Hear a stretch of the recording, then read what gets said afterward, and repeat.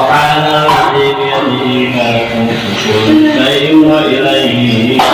semua pasukannya ya, bawa semua pasukan nanti, jangan ada lagi di badan.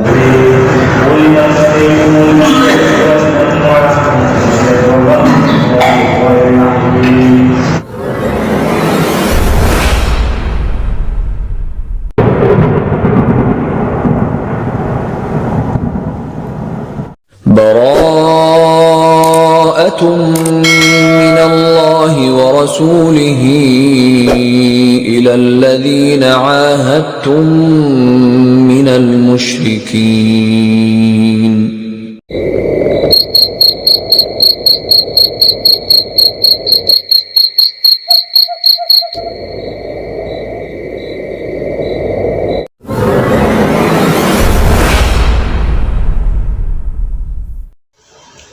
Bismillahirrahmanirrahim. Alhamdulillahirabbil alamin wassalatu wassalamu ala asyrofil anbiya'i wal mursalin wa ala alihi wa ashabihi ajmain. Amma ba'du. Asyhadu an la ilaha illallah wahdahu la syarikalah wa asyhadu anna Muhammadan abduhu wa rasuluhu la nabiyya ba'dah. Allahumma shalli ala sayyidina Muhammad wa ala ali sayyidina Muhammad. Assalamualaikum sahabat RA, Rizky Arif Ruqyah Syar'iyah, para lovers, para subscriber, para kaum muslimin muslimat dimana anda berada. Alhamdulillah pada kali ini kita kembali bertemu dalam video yang atau vlog yang ke-9. Dalam kali ini kita akan membahas faktor-faktor yang menghalangi atau yang menyebabkan jika diruqyah tidak ada reaksi. Baik yang baru bergabung, silakan tekan tombol subscribe dan loncengnya sebagai bentuk dukungan agar channel ini makin berkembang dan bermanfaat untuk kita semua. Tekan tombol subscribe dan loncengnya. Jika nanti ada video terbaru dari saya, Anda sekalian akan mendapatkan notifikasi atau pemberitahuan dari channel saya ini. Baik, seperti biasa sebelum kita mulai, kita membaca mukadimah seperti biasa dengan mengucapkan Bismillahirrahmanirrahim. Baik sahabat RA, lovers, subscriber dimana berada, kaum muslimin muslimat, menjawab pertanyaan dari subscriber atau lovers yang kenapa jika diruqyah kadang ada reaksi atau tidak. Kalau ada reaksinya ya mungkin kita sudah tahu pasti bahwa di dalamnya ada jin fasik, entah itu jin nasab, jin sihir, jin khodam, jin ain dan sebagainya.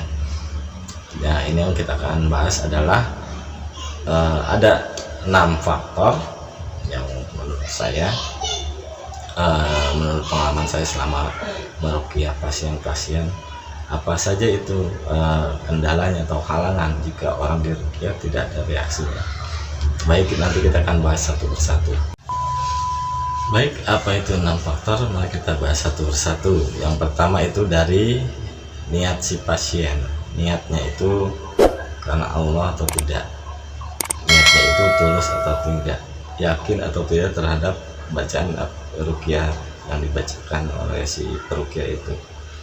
Kadang dalam pengalaman saya selama meruqyah, ada beberapa pasien yang tidak fokus atau tidak konsentrasi saat sedang proses ruqyah.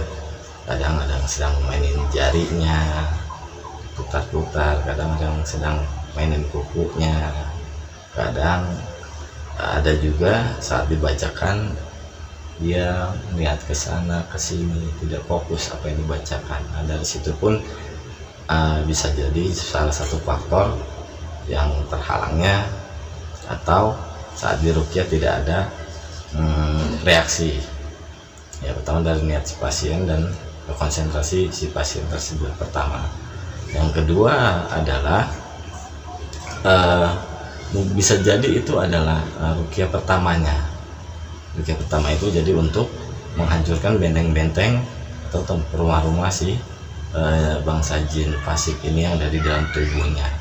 Bisa jadi belum ada reaksi karena saat ruqyah pertamanya itu hanya untuk menghancurkan benteng-benteng atau rumah-rumah mereka yang ada di dalam tubuh si pasien. Itu yang kedua. Jadi yang pertama tadi adalah dari niat dan konsentrasi si pasien tersebut. Nah, yang kedua adalah bisa jadi ini adalah ruqyah pertamanya. Yang ketiga, bisa jadi jin ini cerdiknya saat dibacakan ayat-ayat Allah Al-Quranul Karim, saat proses ruqyah dia bersembunyi di seluruh anggota tubuh pasien. Jadi dia tidak enggan keluar, tidak mau keluar saat dibacakan ayat-ayat Al-Quran saat proses ruqyah. Jadi tidak ada reaksi. Ya, itu yang ketiga. Lalu yang keempat adalah bisa jadi adalah penyakit medis.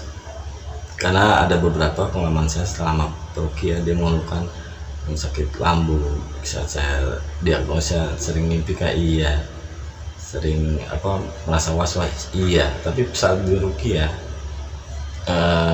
tidak ada reaksi apapun. Lalu setelah dicek, saya sarankan untuk ke medis. Ya memang ternyata hasilnya sakit medis. Jadi itulah faktor-faktornya kenapa saat di ruqyah tidak ada reaksi. Jadi ya tadi yang keempat. Lalu yang kelima, bisa jadi dengan izin Allah semua pastinya, Al-Quran itu hanya untuk membersihkan hati dan pikirannya dulu. Jadi ingat bahwa Al-Quran itu adalah as-sifat, karena sabda Rasulullah adalah Al-Quran itu adalah penyembuh. Jadi Allah menurunkan suatu penyakit atau baik medis atau non medis, dan Al-Quran itulah adalah as-sifat atau penyembuhnya atau obatnya. Nah makanya itu mungkin salah satu faktor yang kelima ini adalah Al-Quran hanya sebatas untuk membersihkan hati dan pikiran dulu, untuk menerima ayat-ayat Allah, kebenaran ayat Allah. Nah nanti saat proses yang kedua, bismillah, dengan izin Allah, jin-jin fasik yang ada di dalam tubuhnya akan bisa dihancurkan atau dihilangkan. Tentunya semua atas izin dan ridho Allah Subhanahu wa Ta'ala. Itu yang kelima. Jadi yang terakhir, Allah masih menutup hijabnya. Menutup hijab dalam arti apa? Seorang yang diruqyah itu kemungkinan masih hubud dunia atau cinta dunia. Jadi dia belum beriman dengan adanya hari akhirat dan masih cinta dunia, belum memikirkan untuk nanti bakal dia di akhirat nanti. Jadi masih tertutup. Jadi Allah masih menghalangi dengan hijab yang Allah tentukan. Orang ini bisa disembuhkan dengan ruqyah atau tidak, kan semua atas izin dan ridho Allah. Karena bagi peruqyah itu bukan dokter ataupun orang pintar atau tukang obat, karena peruqyah itu hanya membacakan. Pernah saya bahas dalam vlog pertama tentang penjelasan ayat-ayat yang dibacakan saat diruqyah. Jadi peruqyah itu adalah bukan dokter, tidak bisa menyembuhkan, hanya membacakan ayat. Dan ayat itu pun jika Allah ridho, jika Allah izinkan, maka si pasien itu sembuh. Peruqyah tidak dapat mendatangkan rezeki atau baik pun jodoh. Jadi tidak bisa orang minta ruqyah ingin jodoh dong, nggak bisa, karena semua atas izin Allah dan ridho Allah Subhanahu wa Ta'ala. Kembali ke yang terakhir tadi, Allah masih menghijab, masih menutup antara si pasien dan peruqyah, karena tidak ada reaksi, karena masih hubud dunia atau cinta dunia. Dan orang-orang yang yang mengingkari atau mendustakan hari akhirat itu sungguhnya akan mendapatkan ajab yang sangat pedih nantinya jika dia mau bertobat dan mendekatkan diri kepada Allah, menjalankan segala ibadah, sholat 5 waktu, baca Quran, zikir, bersalawat atas Rasulullah SAW. Insya Allah tidak akan terkena azab yang sangat pedih, ataupun dengan izin Allah jika dia dekat dengan Allah, insya Allah akan ada reaksinya saat di ruqyah. Baik, itulah 6 faktor dari saya selama pengalaman meruqyah pasien. Faktor-faktor itulah yang menyebabkan tidak ada reaksi saat diruqyah. Menjawab pertanyaan lovers, subscriber, kawan-kawan, sahabat Rizky Ruqyah Syariah semua.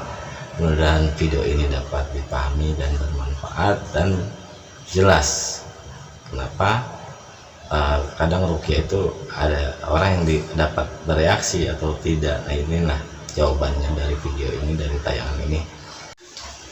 Dan adapun dari poin ke-6 tadi, ya Allah masih belum mengizinkan Allah, dan karena Allah masih menghalangi dengan hijabnya, karena pasien itu masih belum beriman kepada Allah tentang hari akhir. Adapun tentang hari akhir itu ada di Quran surat Al-Mutaffifin ayat 11 yang bunyinya insyaallah, a'udzubillahi minasyaitonirrajim, bismillahirrahmanirrahim, alladzina yukadzibu biyaumiddin, yaitu orang-orang yang mendustakan hari kiamat atau hari pembalasan. Jadi di sini itulah ada 6 faktor yang saya bahas selama itu, pengalaman saya pribadi selama meruqyah pasien. Ada yang bereaksi, ada yang tidak, dan setelah saya pelajari ya inilah faktor-faktornya kenapa tidak ada reaksi. Baik, semoga tayangan ini bermanfaat, semoga video vlog ini bermanfaat untuk kita semua. Terima kasih kepada subscriber, lovers, sahabat RA Ruqyah Syariah dimana berada yang setelah mendukung channel ini. Jazakumullah khairan katsir, semoga Allah melindungi dan merahmati Anda semua. Kebenaran datangnya dari Allah, kesalahan dari saya pribadi mohon dibukakan pintu maaf yang sebesar-besarnya. Usikum wa nafsi bitaqwallah. Wassalamualaikum warahmatullahi wabarakatuh. براءة من الله ورسوله إلى الذين عاهدتم من المشركين